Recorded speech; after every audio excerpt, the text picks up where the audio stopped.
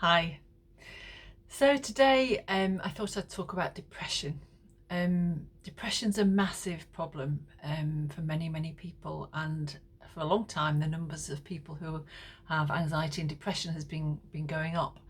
But I think particularly with the pandemic and lockdowns and all the situation at the moment in the world, is going to be that we see a lot more people with mental health problems and depression. So I thought it would be helpful to talk about it, and to talk about it particularly from my own perspective. I had depression a number of years ago, so I have some experience of what it's like, and also I've worked with many patients over the years, and again experience of what helps them and what doesn't help them. So I thought it'd be helpful just to talk about that a little bit. Instead of going into a lot of detail about what depression actually is, I think I would recommend the Black Dog videos, Black Dog depression videos, which are on YouTube. I think they're well put together, they're easy to watch, short, and explain well what it's like to have depression, what it feels like, what are the different things that we look at in the diagnosis of depression. So have a look at those, they're helpful. I'd also recommend the Mind website, the mental health charity. I think they have a well put together website which has good, accurate information on it. So again, having a look on there is a good thing to do, and that applies to other mental health problems as well. They've got some really good information on there that you hopefully will find helpful. So I was diagnosed with depression soon after having our third child, and in the run up to having him, in retrospect, there were lots of things going on in my life that had been difficult. So I was working about pretty much full time. We'd got two other children, had a complicated pregnancy with interventions throughout and uncertainty about what was going to happen. I worked right up to having him. Had worked one day, had a cesarean the next day, and I'd got a baby who wasn't very well. And I think I was exhausted. I think I'd pushed down a lot of the stress that had been around, and just carried on.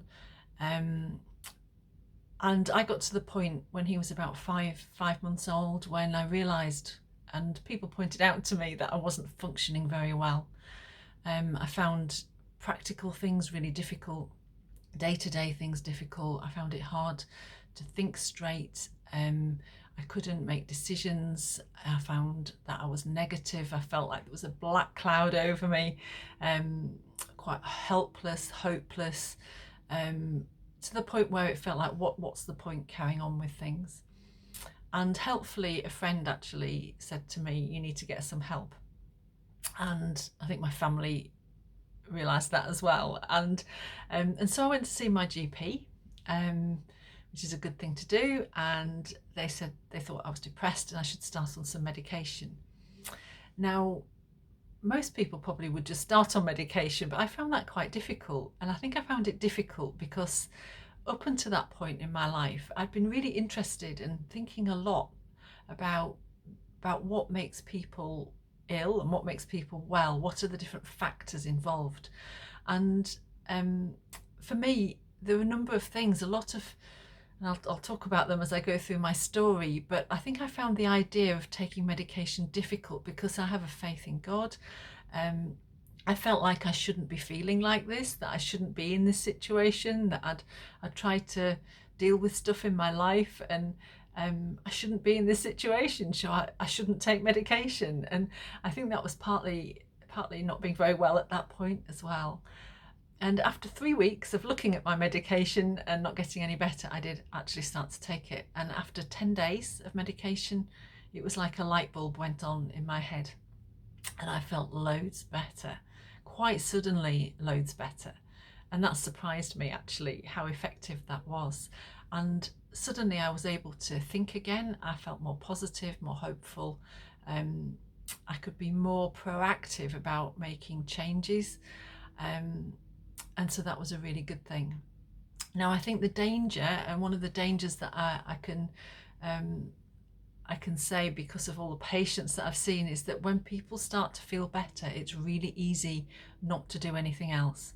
So you start to feel better with some medication, and then you think, well, that's great, I'm feeling better. It's the medication has sorted out the problem. And the issue with that is that often, fairly quickly, things start to go down again, because actually the chemical changes in the brain are often an expression of other things that have been going on in our lives. So ways that we've learned to think, or stress that we've pushed down, or an imbalance in the way that we are living and working and running our lives, if you like. And if you don't actually address the underneath issues, then the problems are going to come back again, medication or no medication. And I think I realised that. I realised as I started to get better that there were a lot of things in the background. So I started to have some counselling. I started to look at, particularly at my balance of things in my life, where I got my value from, what I was frightened of, some of the things from my past story, particularly around fear and anxiety, things that I just lived with and carried on with and not addressed, going back quite a long way. And I started to unpack some of those things, and I started to be really proactive about changing my thinking about things, changing how I did things, making sure that I spent time with people who were good for me rather than people who drained me. I thought a lot about what I was going to do with my work, that my value wasn't from my work. My work was just a job. And thinking about what really mattered in my life and what didn't matter. And even deeper than that, I started to think about what I really believed. What do I really believe about God? What do I believe fundamentally, spiritually, as a, who am I? Where do I get my worth from? There's really deep questions, really, that I think often we never get down to, and it's painful. It's not easy to do that. I can absolutely say it's a difficult thing. It's a painful thing. You have to go through some of the hard bits and the painful bits in order to come out the other side. It took me about a year of processing some of those things, and actually acknowledging some of the deep painful things, and being honest with people and real and humble, really, and letting go of some of my presumptions and ways of thinking that weren't healthy. So getting help, really, really important. And then I got to the point where I realised that I was actually a lot better, and I stopped my medication, and that was quite a big thing as well. And about 2 weeks after stopping it, I actually started to feel quite depressed again. But I realised at that point that that was just a bounce back from the medication. Actually, if I could stick with these other changes in my life that I'd made and persevere and choose to believe that's what was really necessary, I'd be okay. And actually I have been okay, and that's a number of years ago now.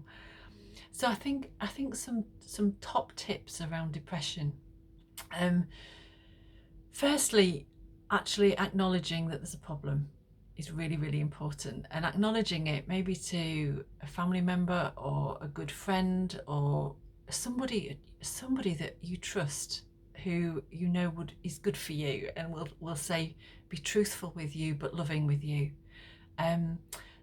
Talk to a doctor, talk to a medical professional of some sort, and get some help.